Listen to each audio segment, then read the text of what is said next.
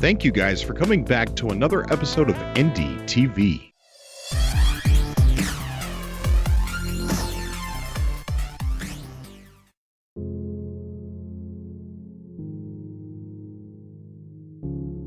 The Planet Nomads developer interview with Daniel from Craneballs continues, with more details about the game Planet Nomads. In this portion of the interview, we talk about things like, is it first and third person, procedural generation, and some really insane details about the alien animals in the game. Okay, so you have some pictures on your website that are, it looks like they're concept art. And one is of, a nomad standing there with his suit. And then on both sides, you've got pictures of terrain of a planet, of two different planets. And you were talking about your engine that you guys created to create this game and named it Sandy. Those concept arts, is that something we could actually look forward to seeing in the game? Because those pictures are amazing. There's one picture where it's like a grayish black type planet, and there's these like rock tubes going in and out of the ground. And it looks just amazing. Actually, the funny thing is that it was made like independently, like the ones with the tubing going in and out. Okay. And accidentally, the exact same structures that you see in the concept art were made in Sandy engine. So again, that's a yes. That's awesome. So you're saying that the procedural generation is so in depth that you guys yourself don't even know what can be created with the Sandy engine. Like, well, you do know, but you're surprised quite often. Exactly. There are things in the procedural generation. There are things that they are called terrain generators, where you can set up some variables how the terrain will look like and certain objects and certain patterns. Let's say in most cases there will be like predictable when you see the terrain and say, yeah, this is what I've created. But if you explore the whole planet, then you will see things that, oh, what is this? What is happening here and there? So that's cool. It's so vast and in depth that it will surprise you. It's amazing. And obviously, like, those are things that, okay, the first planet will be like under scrutiny and revised many times to see if everything's working, but later down the road players will just create a seed and create different kind of planets that we will never see, and there will be many more surprises, I would say. Yeah. So we as players have the ability to kind of create our own planet. Exactly. Like you will say, it will be rocky, it will be more in the flat areas, it will be this and that and this many biomes and temperature, and Sandy engine will do the rest, and it will be a big surprise so we are expecting this is like one of the things it's happening right. Like yesterday I was watching a streamer playing in the editor, and it's completely surreal, like what you see, and he was using different like in the interior wall as exterior and creating things that I've never seen before. I mean, stairs, even the details like that. Seeing it in action, it's just amazing and surreal. So, where was I? What was the question? So you've created tools and given it to us, and the possibilities are almost endless. Like, you have no idea what we're going to create out of this, but exactly. Tools are there for our imaginations to exceed your expectations. Exactly that, and it's already happening with editor, which is like 1/10 of the game, or it's very limited. Like, you can build a lot of stuff there already, but you can't move them, you can't interact with the terrain in any way, and there are already images coming and things like bases and decorated in a way that okay, you would use that in that way. We didn't think. So that's amazing to see. That is awesome to hear. So here I'm gonna probably ask you a question that you may not be able to answer. Is there a story in this game, even an underlining story? And the reason why I ask, okay, there's no multiplayer at first.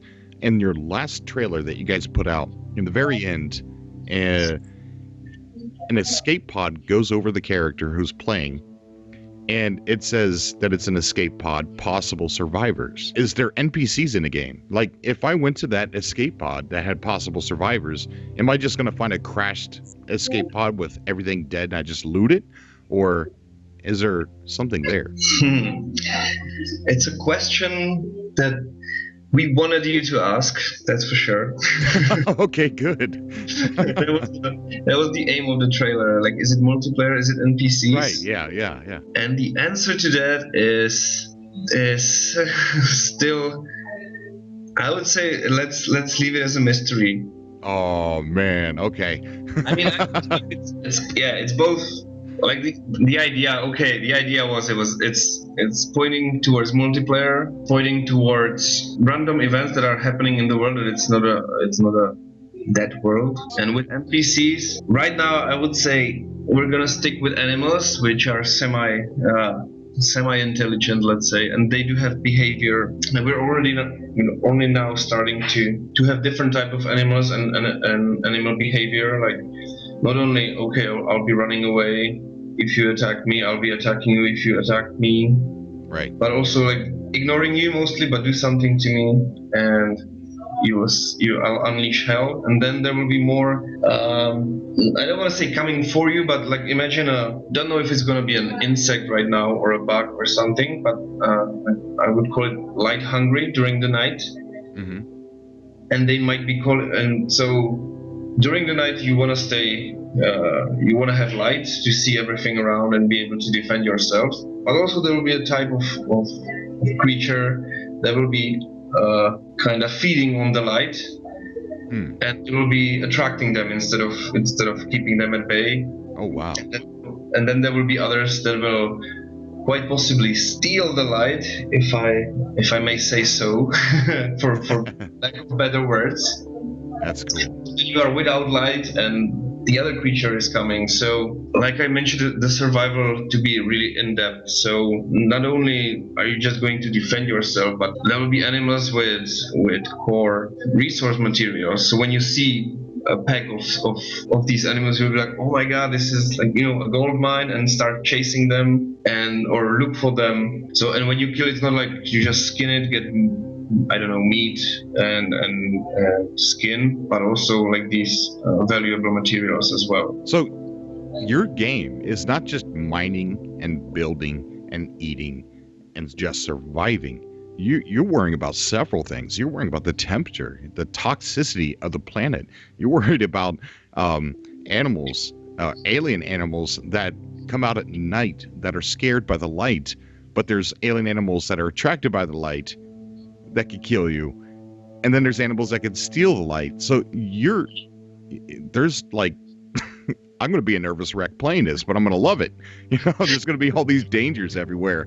I'm worried about this, worrying about that. I'm going to have to stop building because I'm hungry or whatever. I mean, this game just sounds amazing. That's what we're trying to aim for, exactly. To have a live environment that will be giving you one obstacle after another, but not in a, it's all a matter of balance, not in a frustrating way, like you will spend 4 hours building something and you will have to, every 5 minutes you will have to get food or something like that. No, yeah. Like that, especially like we're imagining layers of difficulty, let's say. So at first, yes, it will be hard. Then you will reach a certain level of, okay, I have a base, and now okay, nobody's going to endanger me anymore. Right. But then you will realize, okay, I need this material to progress further and to make jet engines, for instance. And you will have to go elsewhere, and then the danger level increases again. And if you are not careful, it kicks you in the balls. And thinking about the death system to not be very punishing too much, but also not like the players will use it as a teleport or something like that. But I can say that, if you die, the corpse is left there, and you come back to the last place where you slept in a stasis bed.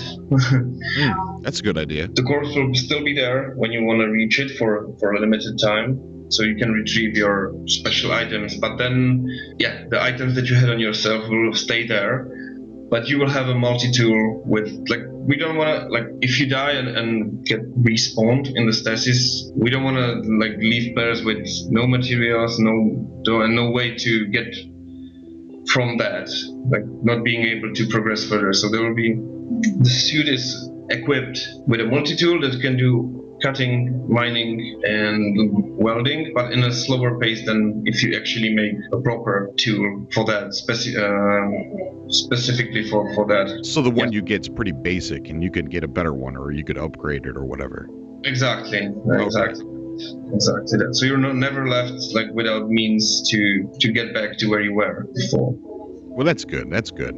Is the game all in first person? Yeah, no, I mean, we're definitely gonna support third-person view as well. I mean, for like, you know, when you are building or something, or surviving or anything, then first-person view is better. But if you wanna like enjoy the environment around you and really see things in perspective, like see your vehicle and the biomes and yourself, then third person view is really better for that. So both will be supported.